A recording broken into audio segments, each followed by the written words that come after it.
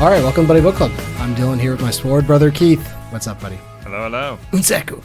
We're breaking down some bestsellers, and this week we'll be discussing The Rage of Dragons by Evan Winter, the first book of the Burning series. If you'd like to recommend a book for us to read or reach out to us about any past episodes, you can visit our website, buddybookclub.com, or slide into our DMs on Twitter or Instagram, Buddy Book Club Podcast. You can listen to us iTunes, Spotify, wherever you get your podcast, so please download and subscribe.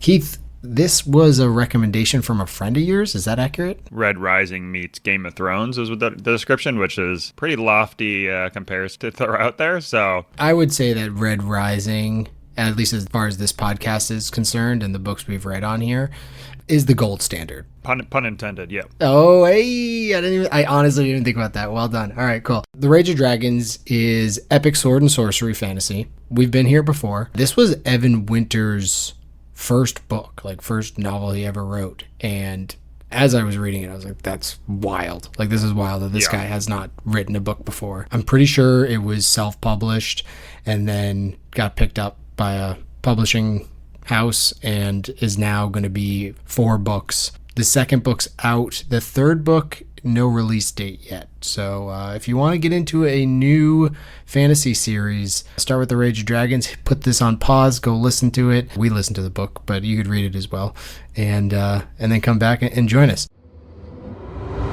So Keith, let's jump into it with some stock up, stock down for The Rage of Dragons. Yeah, stock up, shit talking. Stock's already high. If we learned anything in this book, shit talking works. I mean, that's the fact of the matter. And I'm not talking about like 1980s, 1990s shit talking where it was like the superhero has been like stick around and doing like, you know, some stupid pun or some stupid shit talk, especially when the person's already dead or the fight's already over. Yeah. They'll shit talk. A little Austin Powers, like, not a good time to lose one's head. Yeah, exactly. That's not shit talking. That's just like spitting on someone's grave. You know, it's not really the same. In this book, first, the shit talk's great. It's like Kevin Garnett level shit talk where they're getting deep. They're doing deep cuts. They're not fucking around. They're not surface level shit talk. But when Tao faces off with his first opponent in the trials or whatever it is, Like his trial? yeah, and they're like, you can't hit the head, and he's getting absolutely dominated, and they just start shit talking and being like, your mother's a whore type stuff. And essentially, and eventually the guy just hits him in the head and he wins, which, let's be honest, I thought that was kind of ridiculous. It's kind of like the dodgeball rule. I don't really like that you would get out if you hit someone in the head. I feel like that adds a little fear to you. Headshots was actually one of my stock downs because it just doesn't, it honestly doesn't make a lot of sense. Like I know it's a training, but you have blunted swords. Like were they wearing helmets? I forget. I don't think so actually. But still. I don't know, but like later on, everyone's like, people are just getting killed Yeah. left and right. It seems like in the training. I mean, So especially, I don't know talk about it another stock down. I mean, I'm not going to burn it now, but I mean, headshots are prevalent throughout this book. So Yeah. I don't know why that one time you can't do it. It's like they spend their whole childhood trying to get like through these trials. And then the second they get there, it's like, okay, you accidentally hit someone in the head, you're out. It's like someone tapping Pat Mahomes' helmet in the Super Bowl in 2 minutes, and they're like, oh, flag. It's like, what? What happened here? I guess it's supposed to be like discipline. Like, hey, if you're good enough fighter, you shouldn't have to do that type thing. So I get that, but it is weird to be like, we're going to do a different point system and a different rule system than the real world in order to determine who's best, which is kind of weird. But nonetheless, but then it also happens, the shit talking that is, my boy Hadith, who is a complete gamer, like strategic expert. Yeah. He basically does like the Achilles one-on-one fight with Tao and their best fighter or whatever, and Tao just dominates him. But the reason he got him to do that is because he was just basically like, oh, you can't take us? Like you're too soft. And the guy's like, well, now I have to fight him one-on-one. And then lastly, the negative side was when Kellen Okar kind of goads Tao to come out and fight him by talking about his dad and stuff like that. And then he kind of gives away their position. So shit talking, 3 examples where it all really worked. It goaded the people, it worked, and it got them to overreact. So definitely a big stock up there. Some low blows from Kellen Okar right there, though. But Tao did the same thing, so you can't really... Yeah, but Tao he's like Aladdin, you know what I mean? He's a street rat. So, like, yeah, I get it, you know. He's allowed to do it. Yeah. Kellen Okar, he's got... No, but Kellen Okar kind of had his own issues. I know he's high class, but still. Yeah, he's a noble, but he's definitely got some daddy issues for sure. Yeah, yeah, yeah. I mean, what, his dad was disgraced, left his family destitute. His rich family is now not rich no more, and he's destitute. He's got to fend for his whole family. So I got Kellen's like the reasons why for sure. He's not noble blood. He's noble brain, noble heart even. So I didn't expect it from him. Didn't expect it from him. My first stock up is dual wielding swords. I feel like it was all the rage in the 90s with Teenage Mutant Ninja Turtles. Everyone's favorite, or at least mine, was Leonardo because he had two swords. Like, that's the fucking coolest thing ever. And I feel like it hasn't really been a thing since then. I'm actually kind of surprised there wasn't more of this in the Star Wars universe. Well, we had Darth Maul, who kind of reinvented the game. Yeah, he reinvented the game, but he had more of like a bow staff dual lightsaber thing than, two. But more recently, there have been some Jedi use it. It's actually Jar Kai method is what they call it when you dual wield, and notably Ashoka. But I haven't seen much of the like Clone Wars animated stuff. But either way, yeah, Tao takes up the two swords, which like no one else really does. Everyone's more of a normal sword and shield or like dual-handed giant sword kind of thing. And he's like, you know what? Like, let's just go two swords and just go full attack mode, which is aligned so well with his personality that I loved it, and like people just aren't used to that fighting style. So it was one of those things that when it happened, I was like, oh, okay, this is super cool. And full disclosure here, I started reading the next one. I don't remember, is it in this book, Rage of Dragons, or the next one? And sorry, spoiler alert. Basically, he gets two dragon blades. Yeah, he gets gifted at the end. It's like when you're playing like an RPG game or you're playing Zelda Ocarina of Time and you like open a chest, your sword power just increases by 100. So I loved it. I'm like, I'm all in. That's one of the reasons I was all in the second book. I was like, I got to see these swords cut people in half. So yeah, dual wielding swords, stock up. We need more of it. On the same wavelength there, I said being ambidextrous, stock up. Oh. So I had a little different take. I mean, I know you're also a guy that's a big ambidextrous. You like to swing both ways in more ways than one. I got a touch of the bi. Yeah, exactly. But yeah, this book made it a big deal to be able to fight with your offhand, which to me it didn't really make a lot of sense because you think his dad's like a great fighter. You think like if you're practicing all day fighting and battling, you'd change it up. You start going offhand. We played baseball. Like in baseball, if you have time off, there's a lot of times in between like games and things like that. People would bat lefty and throw left-handed and do like their opposite hand, right? Like you just do that as for fun.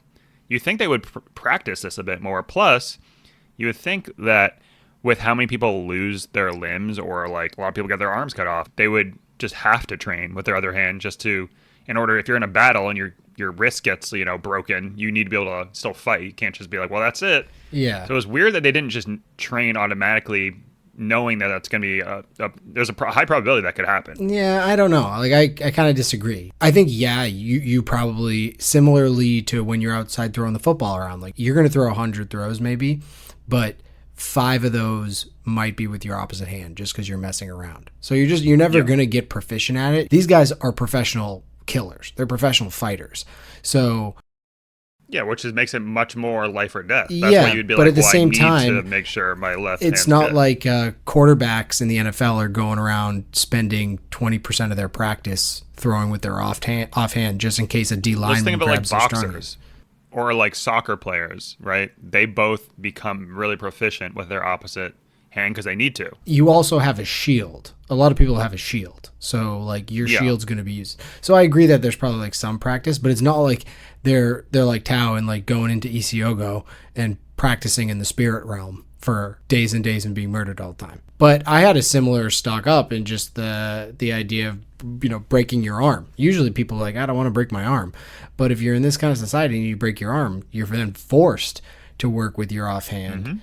And then when that arm heals, it's like, oh, I got a little of both. Yeah, he Billy Wagnered, if you're familiar with him. Billy Wagner, the closer. He broke his arm when he was 7. He's right-handed, and he started throwing lefty just because like he wanted to play baseball still, and became one of the most dominant lefties of his era. So, worked for him too. Yeah, and for those people out there, if you're playing ping pong or something like that, just throw the paddle in the other hand. Give it a couple of goes. It might feel weird at first, but it's actually supposedly really good for your brain. Oh, really? I mean, even simple stuff, they say like when you're brushing your teeth, you should switch hands. You should use your other hand when you brush your teeth sometimes because it like brings connections together in your brain. I don't know about brushing your teeth, but masturbating is definitely a good way to practice.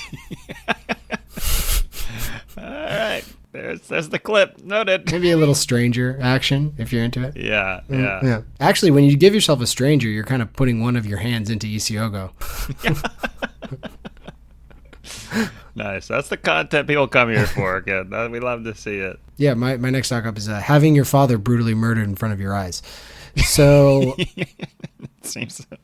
I mean, before God. the testing, Tao has this, harebrained idea to basically get a self-inflicted Purple Heart and work in Jabari's house as some barkeep or something and marry Zuri, just some bananas idea that he concocted. And he's like, hey, Jabari, like, if I ever get hurt, well, can I live in your house? Jabari's like, what the fuck are you talking about? But in enters Kasigo, this little lordling asshole, at Jabari's testing, and Tao draws some blood, some noble blood, so his father, Aaron, gets his arm cut off by Kellen Okar, who, maybe we'll talk about this later, but, I feel like there was a lot of hate coming from Tao towards Kellen when that whole time it seemed like Kellen was really trying to stop everything from happening. But either way, Dejen comes in, finishes his dad off, and the next thing you know, Tao is ready to do anything to reach his full potential. Like the fact that he had this ability, and obviously it's driven by vengeance. Like vengeance is a powerful drug for sure. But the fact that he had that potential in him the whole time, for the society, what a gift that this man was brutally murdered in front of his child's eyes. I mean, the whole world is happy if they even knew exactly what was going on. Like maybe Odili should have his own day because he's the one that set it all up. So if your father is brutally murdered in front of your eyes, we would be the next Steve Jobs. So. Do you think you'd ever have that kind of switch where you could just, because I think about that sometimes if I ever was like wronged by someone, I think I could switch to be a psychopath and just be like, oh, my whole life and I was dedicated to ruining your life. If there's something about me that's a little bit spiteful in that way, but I don't know. Do you think you could have that switch? You could switch on and go a little crazy? Yeah, well, I definitely think I'd go a little crazy. I don't know the amount of dedication that like Comcast for me. I still talk about Comcast. This was like 10 years ago that happened, and I still have the hatred in my heart. Yeah, you're like the I think you should leave skit when he's at like the live show. Yeah, I love that skit. I think I would have it, but the funny thing about the human condition is like as time goes on, those feelings in most people start to fade a bit. There is a reason why that phrase, like time heals all wounds kind of thing. I don't think it necessarily heals them, but it definitely dulls them. So yeah, I might be, if someone like brutally murdered my dad, I was like, okay, I'm going to become a Green Beret and I'm going to find this guy and murder him, like straight out of Con Air or something like that, hands as a lethal weapon. But after I got to like whatever Green Beret training is or Navy SEALs training, I'd be like, shit, this is tougher than I thought. Like, yeah. I might, you know what? I might just be out and I'm just going to live a sad existence for the rest of my life. Well, they say that the Navy SEAL training, like most of the guys, it's not the best in shape guys or like the people that you just look at, you're like, oh, that guy's going to be, it's like the guy that's like, my girlfriend said I could never do it. And it's just like the people that have like the most like spite in their heart that are like, yeah, someone told me I couldn't do it, so now I have to do it type thing. It's not like the best trained guy. Yeah, Navy SEALs training, BUDS training, basic underwater demolition. San Diego. Yeah, done in your neighborhood. But yeah, exactly. All those people, I mean, I get obsessed with some of that stuff sometimes, so I'll like watch all the documentaries on it. And there's always these people that come in that are like ripped, shredded out of their minds. I can swim for 20 miles, I can do all this stuff, whatever. And it's just some guy that can't be mentally defeated who ends up making it through. Yeah.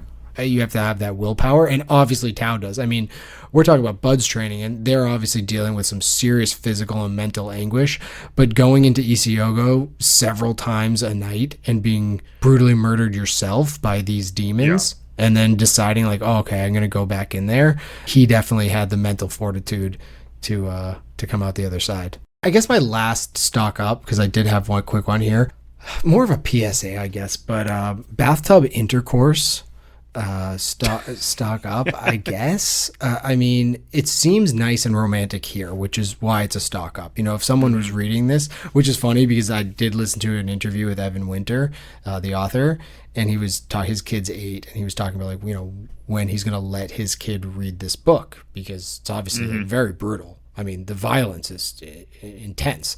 And he was like, yeah, you know, he keeps asking me, and I was like, you know, he's already read all the Harry Potters and stuff like that, and so, you know, maybe when he's His like, kid's 8. he's and 8. He's read all of them already. Yeah, I know. Jesus. Savage. I guess if you're a writer, probably children are pretty good prodigies in their own sense. Yeah. But he was like, yeah, maybe when he's like 12 or something like that. I was like, he might be feeding the geese to this scene if he's 12. You know what I mean? I don't know what that term means, but I like it. What does that mean? You might be feeding the geese? Yeah. What? You never heard that? Feed No, the geese? what does that mean? Google it. I mean, you can probably figure it out. It's a euphemism. What's good for the goose is good for the gander? Is that what you're saying? Kind of. But yeah, so the bathtub intercourse, it seems, you know, really nice and romantic in this between Tao and Zuri. But for all the kids out there, Evan Winter's kid particularly, I just can't support it. You know, I can't support that idea. Let's be clear. If you're in a bathtub, there would be water everywhere. Like, it's just displacement. It's simple science. People moving around in a bathtub's never good. When you're a kid taking a bath, you ever try to make tidal waves, your parents get mad at you. Imagine that, like, times 10. So, yeah, the cleanup, the insurance issues, not worth it. And let's not forget, folks, water is not a lubricant. People tend to forget this and think those things are romantic, but yeah. Why are you rooting this? It's, this season? I don't understand this. It's not a lubricant, and the potential for yeast infections. Let's just be clear. What do you do it for? You like lay out a perfectly clean bed and you're like, okay, now we put our PJs on. It's like a Naked Gun 2.5 or whatever when they have the body size condoms on. Yeah. Yeah, so, you know. When I was a lifeguard, the ripe age of like 17, there was someone that apparently that hooked up in the sauna, got caught. It was like actual members or whatever. Oh, definitely was members. And like I remember this conversation this day, but one of the girls there was like, "Why would you do that? It's so stupid. Like, just go home and or find a bed." I'm like, because it's cool. It's like just the idea of it. I also, again, I'm very inexperienced at the time, but I was like, "What?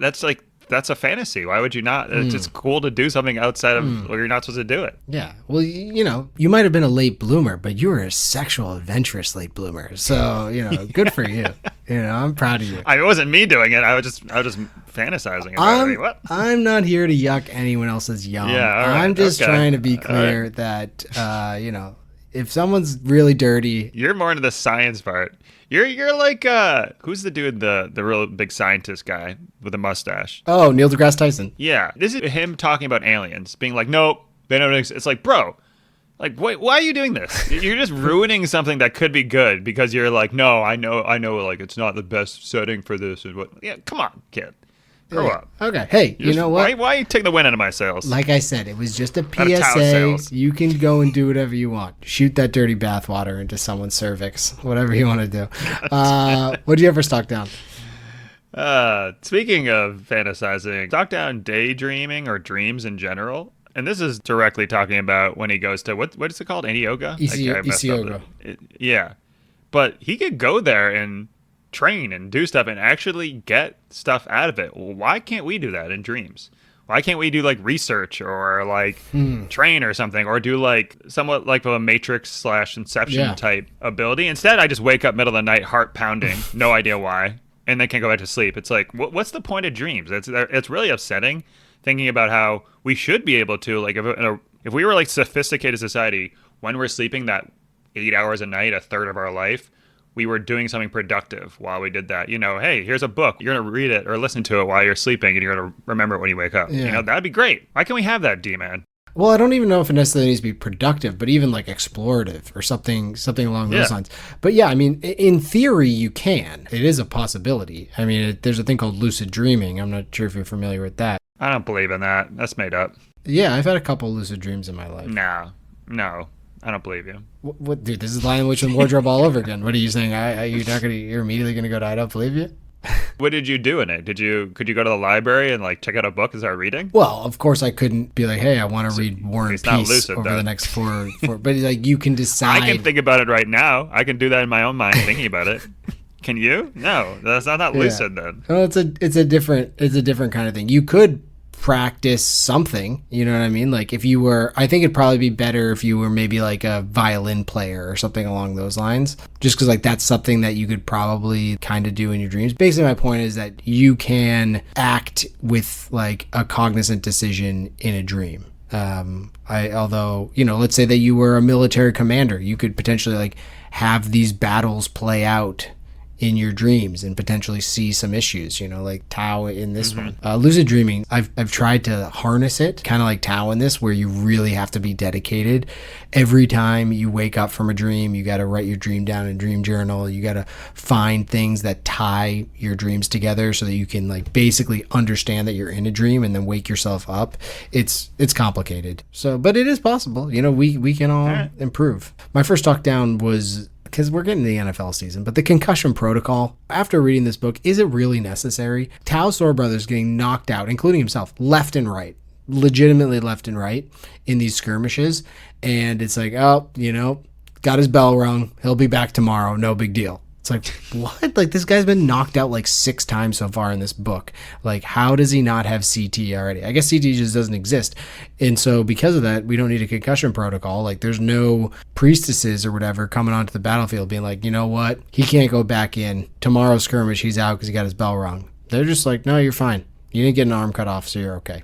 Concussion protocol, I'm not sure we even need it for the NFL. Let's take it up. Their probably life expectancy is a little bit lower. They're not getting to 70 and seeing that CTE take effect. So, you know, live for the moment, live for the day. That's a decent point, yeah. What else do you have for Stock Down? Well, sticking right with football, Stock Down Rudy. Obviously one of my favorite movies. Oh, you know, terrible. You're the worst person ever. I mean, this is you don't like Hitch? You don't like Rudy? I mean, 5 foot nothing, 100 nothing, not a speck of athletic talent or ability. Yeah. All heart. I mean, you just never understood that because you were all talent. You grew up too talented. You're upper class. You're high class. I'm a noble. That's your problem. Yeah. The book started out and he was just getting demolished by everyone. And I was like, oh, this dude is Rudy. I'm like, I love Tao. I just love Tao. But the difference between Rudy and why it's a Stock Down is Rudy got in for one play and it was like, I think he may or may not have been offsides for that play, but made a tackle, whatever. Tao was Rudy, but turned into Aaron Donald. Like, that's who he is. A little bit undersized, but became the best player of all time and like defensive tackle type guy. That's who Tao is. Like, he just became an absolute beast. So Rudy's story is doesn't really hold a candle to the Tao story, but I love that. I can't believe you don't like that movie. You're insane. I rewatched it recently because I hadn't seen it since I was a kid. I'm sure it's not good now. It's a Disney movie. Don't get me wrong. I like Disney movies. I like campy stuff, whatever the case is, you know, try to pull at your heartstrings. Like, I'm down for it all. You know what I mean? When it comes to movies, I'm down for it all, and I respect it for what it is. But it just, like, wasn't very good. The scene with Vince Vaughn in it, that's not a good scene? That was fine. No, sure. It was enjoyable. That's like the best scene. So that scene's fine, but it's another 2 hours. That's who you are. You're Vince Vaughn. That's what it is. Similar to my last Talk Down, and this is my last one, is infections. I mean, germ theory, is it even real? I'm not sure. Real scientific. Yeah. Everyone's getting their arms cut off left and right. I mean, these like huge gashes. I mean, they're getting like gashed up with these fake swords or blunted swords. And it's just like, all right, put some tape on it. You know, you'll be all right. I like we're in a world with superpowers, dragons, incredible things, and you're like, well, actually, they probably shouldn't have gone to the bathroom because of the infection. Come on, D-Man. Jesus Christ. Can we not here? Don't sound like Rudy? This isn't making me like the story less. I was just saying, in general, I guess, like, there's no germs in this whole society. None of the Sword Brothers seem to come off like, yeah, he got fucked up, but he's all right. And then it's like the next day, like, actually, we're gonna have to take his limb because he's got a gnarly infection. Tao did go down for 2 days where they had to force him into the infirmary because he was like sick or something. So there is germs. I just wanted to, I had to mention it. I gotta mention infections. That's where I'm at. What about your favorite scene? I think what pulled at my heartstrings the most was when Jayed dies. When he's like holding his hand as he dies. For a reason, I got a little teary-eyed for that. That one hurt. That one felt bad. His dad one just didn't hit as hard because we hadn't been with him that long. we knew his dad obviously loved him a lot and cared about him. But it's also a little bit funny with not funny haha, but just with his dad when he sees his dad as this super badass fighter.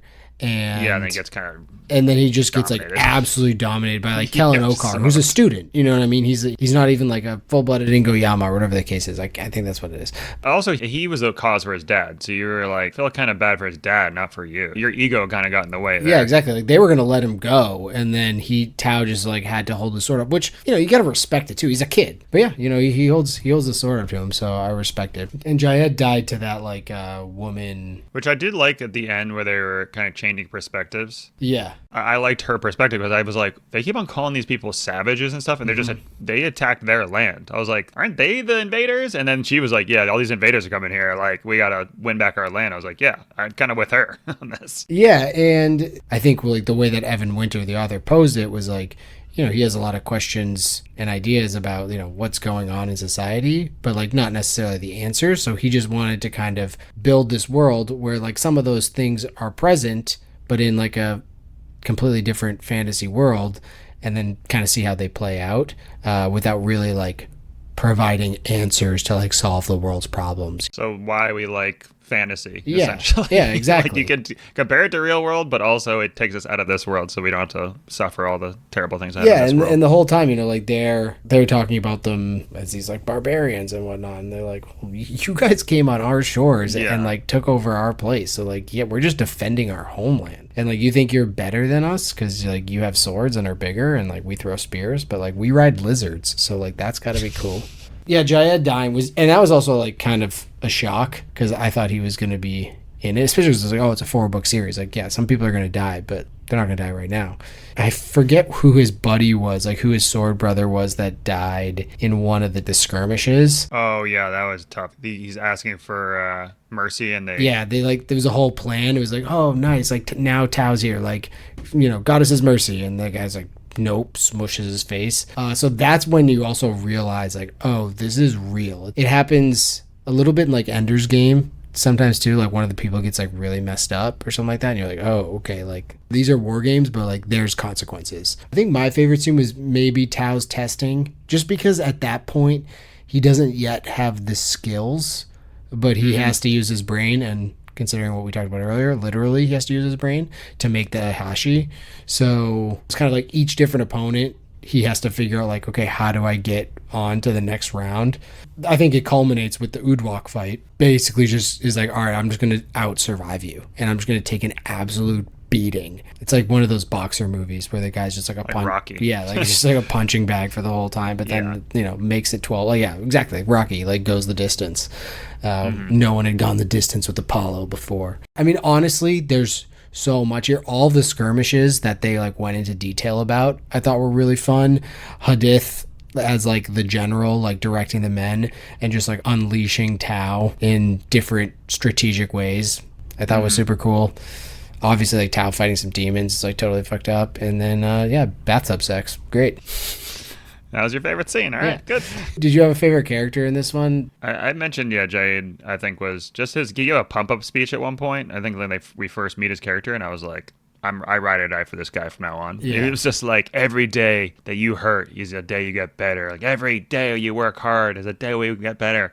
If you're not working hard, you're not hurting, you're not getting better. I was like, all right, let's go. And I sat down and laid on my bed. But yeah, I was pumped up. Yeah, well, I also liked how he was giving his pump-up speech as he's like fighting each one of the new trainees. That would have been a really cool scene if you make that a movie or a TV show. Yeah, he's not only like giving his speech, but he's also showing like, here's what you can learn, and also like, yes, I have the ability to smack any and all of you at any time. So like, get right.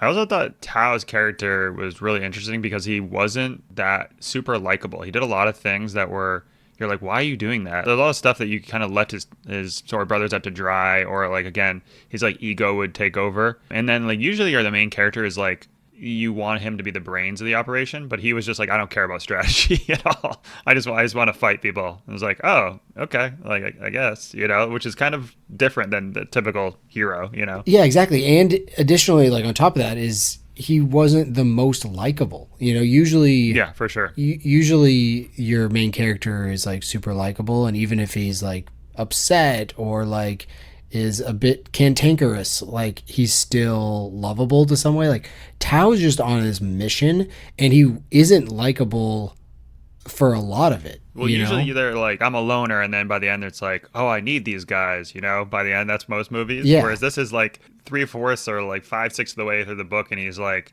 you guys can't help me. I'm better than all you. I was like, oh, all right. I guess we're still doing that. Yeah, but at the same time, like, the author's able to make him, like, you're still rooting for him. Like, you're ride or die with Tao, even though you know that he, like, isn't really good at making friendships, and he'll just run into a battle alone and screw everyone else over, like with the whole thing with Kellen. Totally screwed everyone up. But maybe it's just like his work ethic, because like the way he gets friends when he's in training is basically by just showing up every day. Like he's like, I'm going to work harder than anyone. Like it's just not going to be possible for anyone to work harder than me. And everyone hates him. Rudy. Yeah, everyone, exactly. There you go. Everyone hates him at first, but then they're like, shit, like he's getting better and like we can learn a lot from him. And eventually his camaraderie shows. He's going to like die for his sword brothers at the end of the day, which is really the most you can ask for anyone. I liked Udwak a lot. I thought he was a big softie. He respects Tao even after he fought to a draw in the testing, and it might take him some time. There's a part in, and now this is like getting ahead of it, but there's a part in the second book where he's like crying over one of their sword brothers. I won't say who, but just like, he's like a total brute and a massive beast and like not someone you want to go up against. He's got a soft side, and he's also going to have your back no matter what.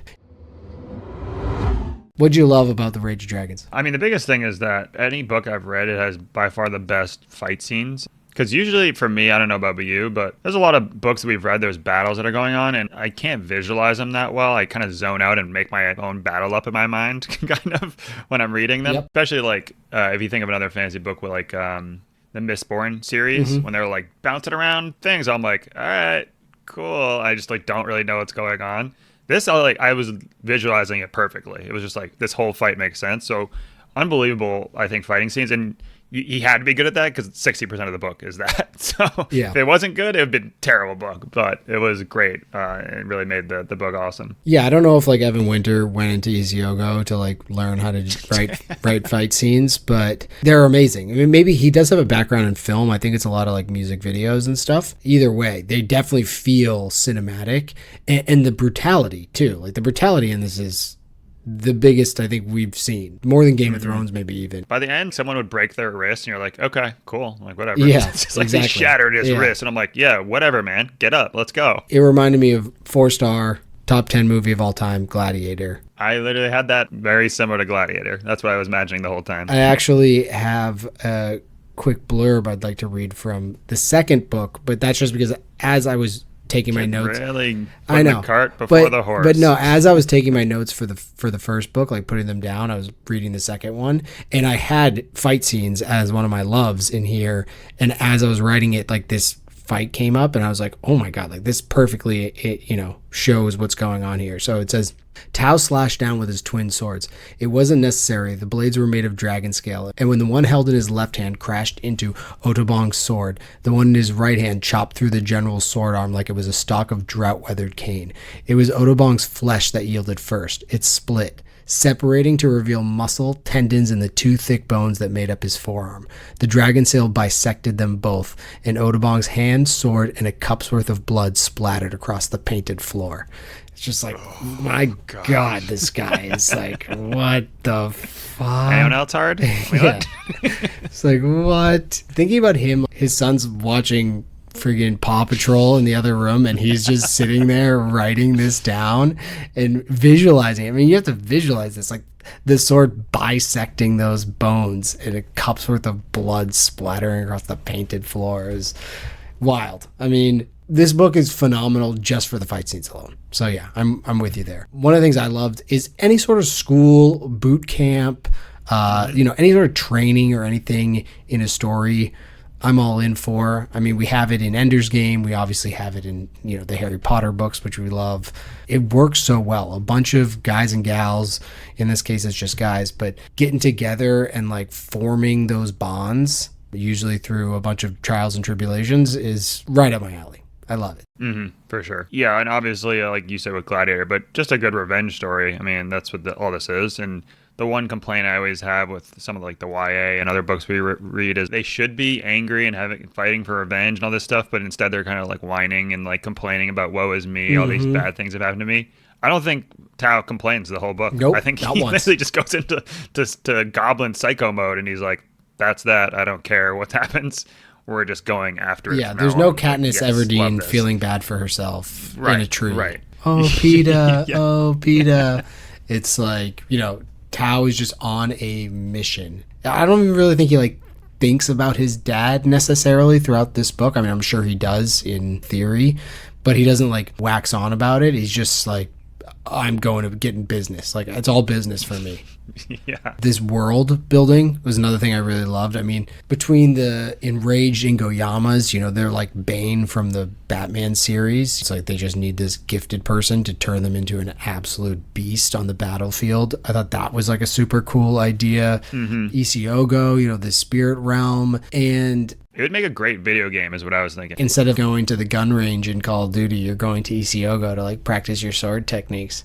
And a lot of it with the like world building stuff felt like we didn't even really scratch the surface. We identified a lot of what was going on, but we didn't learn about how it came about or like why, or like the dragon stuff was just so minimal, which I kind of appreciated too. Like I didn't want a whole dragon book, although the title is phenomenal, The Rage of Dragons. Come on. And really Tao is the biggest dragon out there because he's got the rage for sure. But the dragon stuff was cool. It was like appropriately delivered, I think, just, sparingly. And the setting, it's just like such a different setting than any other book or fantasy book that we've read. So dug it. Unseku, that's my last love. Or sek. What is that? I didn't understand what that meant. It's just like a swear word. It's just like bitch. It's kind of like more like fuck in the sense that it covers it all. What about hates? Hate-wise, this is probably more of a me problem, and this is why I probably tend more to the YA side, but the amount of names, things that had names and, like, names for things, I was very overwhelmed at many times. And I think also because the audiobook, aren't able to read the physical word, and the guy was pronouncing with the accents, and a lot of the accents were, like, sounded similar. It made it just very tough for me. Again, I think that's maybe my small brain, but that's I needed like more like that's the guy that coughs. I'm like, okay, I know that guy. Yeah. Like I had no idea his name, but I know who that guy was. Yeah. And I know the big guy, and I know like I had to like picture them, but I like didn't get a good grasp on everyone. Yeah. Like the three people in the names on the list, I didn't know the difference between any of those three people. Kellen O'Carr, I didn't know the difference between them, and until we met Kellen O'Carr, I was like, okay, I know that guy now. Yeah, you mean talking like Kellen O'Carr, Odili, and Dejan Ogadigame? Yeah, right. And I'm like, I don't know who these people are. Yeah. Like, what's going on? No, I'm with you there, and I think one of the things that I didn't mention in the love was we have done some shout outs to some audiobook narrators, but the narrator was so good in this, it really put me in the space. And honestly, I'm nitpicking here, and I think it is also like my small brain as well. But I mean, there's Inglovu, there's Inhashi, there's Iagu, like those are all. There's a lot of stuff. There's like a name for the general that was something, and I was like, what? And that's not a person's name. That's just the general title. name. Yeah, exactly. So it's like you're in Inglovu, you have to make the Ihashi, and if you don't make the Ihashi, then you make the Iagu. If you like don't make the Iagu, then you become like a dredge. I can kind of see that, but there's just a lot of things that start with vowels, and it was honestly, like I said, it's on me. It's on me. It's on you. It's this ain't his fault. Well, I think like Game of Thrones has like a family tree and all that stuff in the back, which is like probably what you needed for. I don't know if the book actually had that, but that's again, it's like with these big fantasy books, you almost need to read them. Otherwise, you have to have amazing memory. Otherwise, it's gonna be tough to follow along. For me, in terms of hates, like I said, I'm nitpicking here, but the prologue, it was just pretty confusing. I actually didn't even know what was happening. I was like kind of like, oh, I'm not really sure I'm down with this. Like I knew it was a battle going on, and there was like some boats that came on shore. But again, maybe this is my small brain, but I didn't realize until like halfway through the book when they had mentioned something that I was like, oh, the prologue is like what happened 300 years ago or whatever, like how this group of people like actually got to this land. It jumped right into it, which I do love and I respect, and I always love some lore, big lore guy, but I didn't really understand it throughout the rest of the book until like the end and how it tied back to it. But there's also a lot of references in there, like the cull or whatever, which are supposedly these immortal silver-skinned beings that were on the previous land, which is why everyone left. But like they're not referenced again, and it was referenced in the prologue. So basically, after I listened to the prologue, it was like in one ear and out the other, and then got into the story. It kind of reminded me of The Way of Kings or whatever, the Brandon Sanderson one.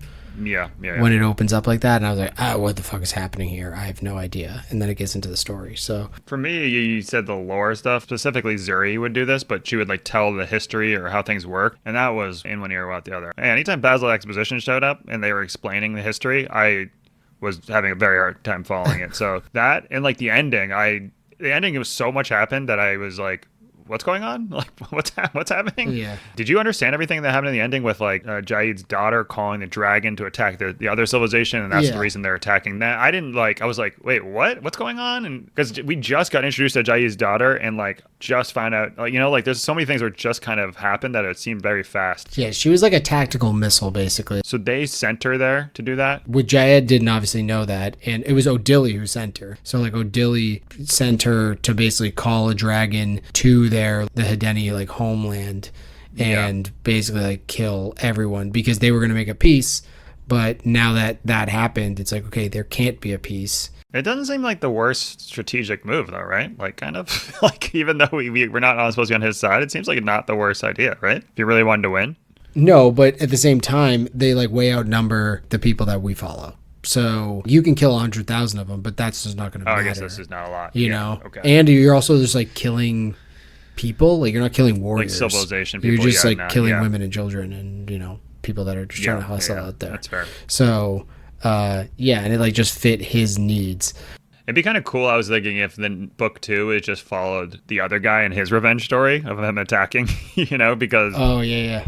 What would they call him? The war leader or something? The warlord. He's like, yeah, now I'm never stopping. Now that you killed 100,000 people, like kids and children. I was like, yes, we should follow this guy now because he's going to be more pissed than anyone now. Yeah, well, read book 2. Something happens right at the beginning, that's for sure. All right. My last hate. Why is there no diplomatic relationship with the Hedeni? I mean, I know Queen Teifa didn't start the relationship on a good foot, like at the beginning of the book in the prologue when she calls a dragon and murders all those people. But it's been a couple hundred years. Like, it feels like there wouldn't just be this constant fighting going on. Like, they would have times of peace, or at least there would be, like, attempts for diplomacy. It seems like outside of this mountaintop peace deal, there really isn't any conversation about what's going on with the Hedeni, or like maybe some Hedeni that defected, or their people that defected the other way. They live close to each other. You'd think that there would be some sort of something. I think it's because Lockheed Martin and Raytheon of the cultures there are pushing them to continually attack, because that's what they're manufacturing is war. Yeah, so Dick Cheney's just all up in there with Halliburton. Yeah. Just being like, all right, so we got these new dragons, like slaps a dragon on the back, like can't get through this. So you seen the armor on this thing? Also, like, you can use their scales to produce your own swords. It's like a win-win for you guys.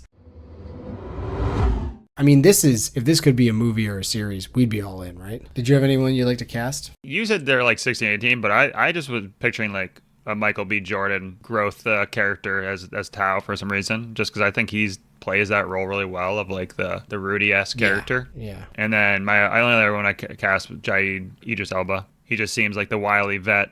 Checks out for me. Yeah, the only one I could think for Tao, if it was younger, would be like Caleb McLaughlin, who's the guy from Stranger Things. He's supposed to be smaller than everybody. You know what I mean? And like Caleb McLaughlin's a skinnier guy. Like maybe that's at this age he could like, get into like the celebrity HGH scene and like put on some lean muscle.